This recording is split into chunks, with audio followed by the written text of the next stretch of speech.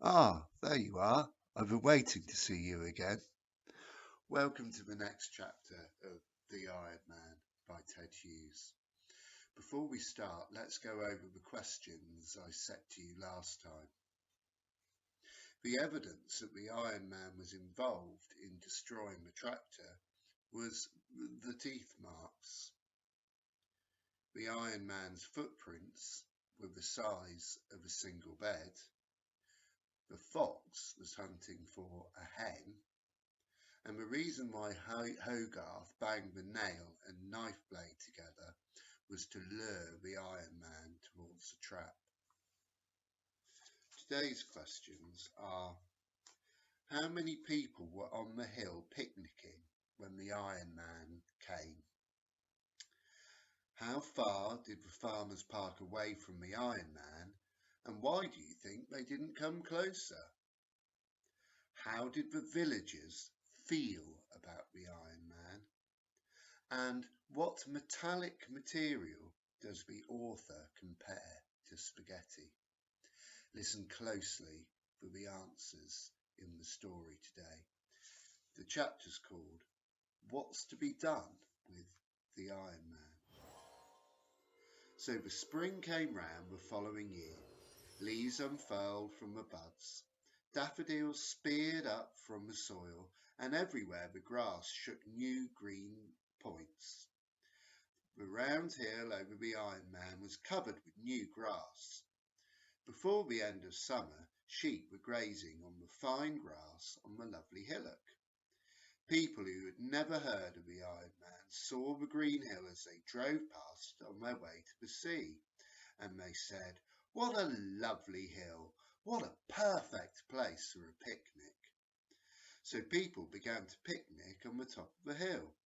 Soon quite a path was worn up there by people climbing to eat their sandwiches and take snaps of each other.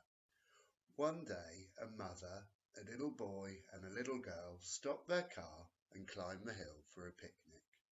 They had never heard of the Iron Man, and they thought the hill had been there forever. They spread a tablecloth on the grass.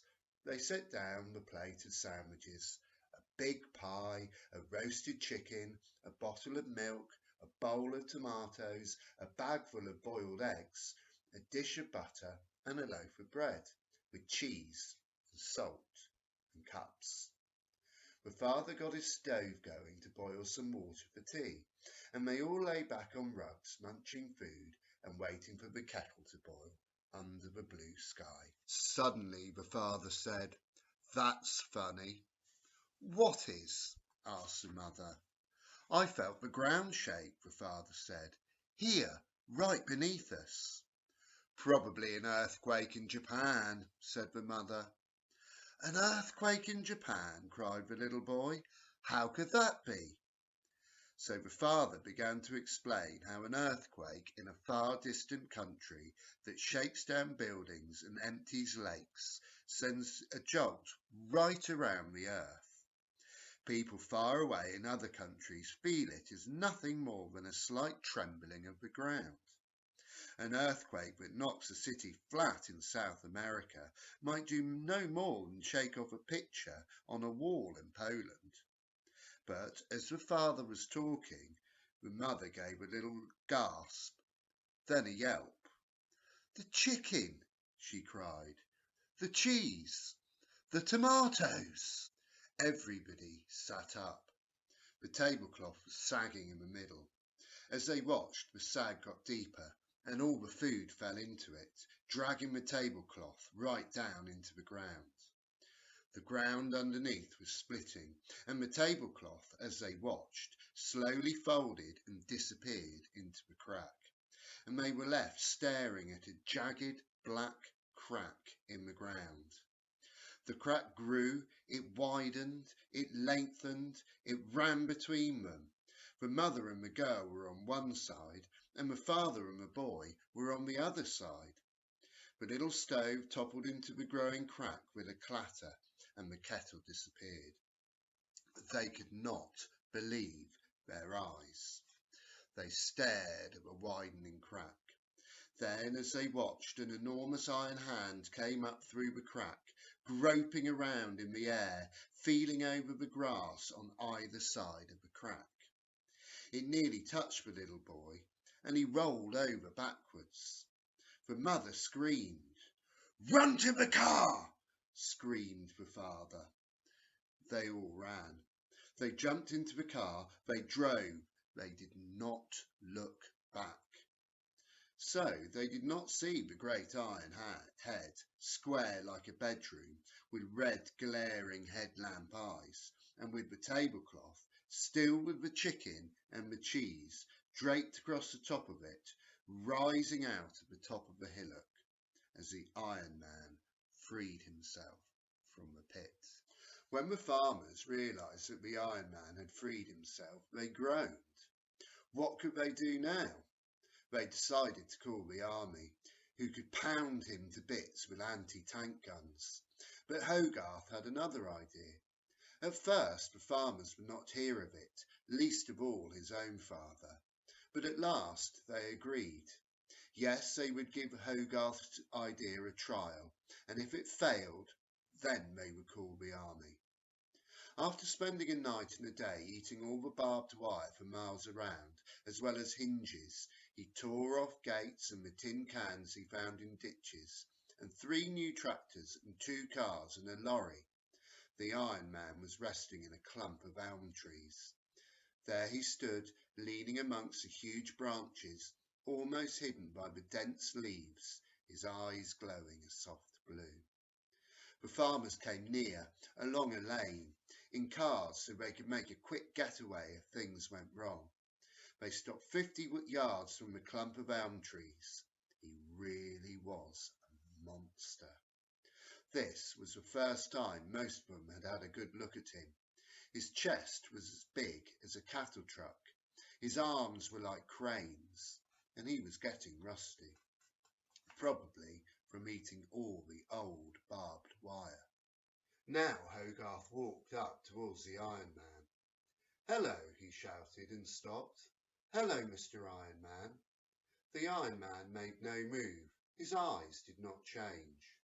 Then Hogarth picked up a rusty old horseshoe and he knocked it against a stone. Clonk, clonk, clonk. At once the Iron Man's eyes turned darker blue, then purple, then red, and finally white, like car headlamps.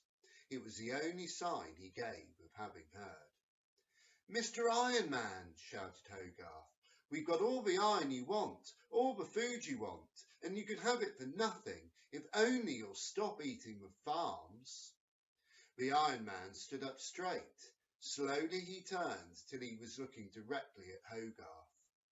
"We're sorry we trapped you and buried you," shouted the little boy. "We promise not to deceive you again.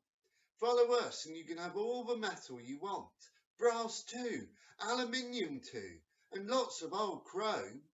Follow us." The Iron Man pushed aside the boughs and came into the lane. Hogarth joined the farmers.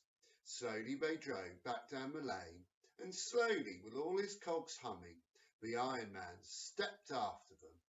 They led through the villages. Half the people came out to stare, half ran to shut themselves inside bedrooms and kitchens. Nobody could believe their eyes when they saw the Iron Man marching behind the farmers. At last they came to the town, and there was a great scrap metal yard. Everything was there. Old cars by the hundred, old trucks, old railway engines, old stoves, old refrigerators, old springs, bedsteads, bicycles, girders, gates, pans. All the scrap iron of the region was piled up there, rusting away. "There!" cried Hogarth. "Eat all you can." The Iron Man gazed and his eyes turned red. He knelt down in the yard, he stretched out on one elbow, he picked up a greasy black stove and chewed it like a toffee. There were delicious crumbs of chrome on it. He followed that with a double-decker bedstead, and the brass knobs made his eyes crackle with joy. Never before had the Iron Man eaten such delicacies.